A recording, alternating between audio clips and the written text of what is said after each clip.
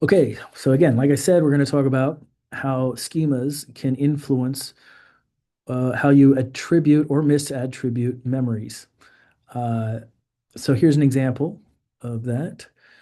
Okay, I should have animated it better, but so participants were first studied,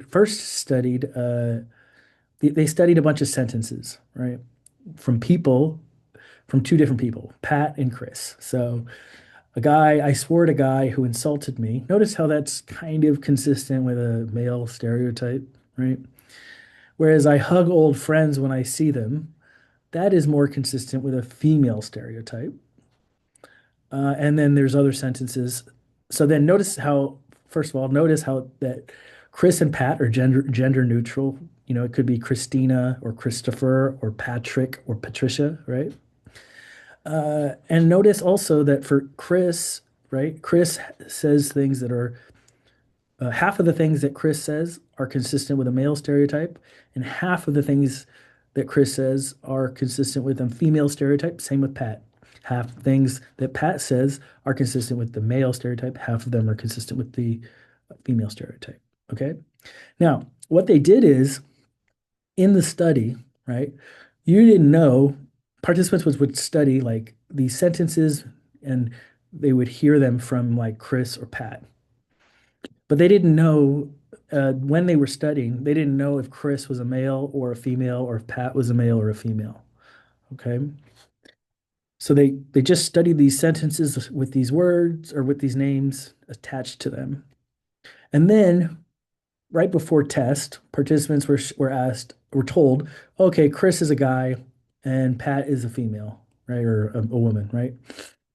And then they were given a recognition test, which we don't really care about. The important thing is who did they attribute Chris and Pat or the sentences to? Did they, and what you find is, right, that, so this is, excuse me, this is showing how often masculine statements were correctly attributed to males uh, versus females, and then how often were feminine statements correctly attributed to females or males. And what you can see is a clear, so if this was correct, if everything was correct, these two bars should be about the same height, and these two bars should be about the same height, right? That's because half of the masculine statements were said by the male and half of them were said by the female. And same with the feminine statements. Half of the feminine statements were said by the male and half of them were said by the female, right? But what you can see is that there's a clear bias, right? So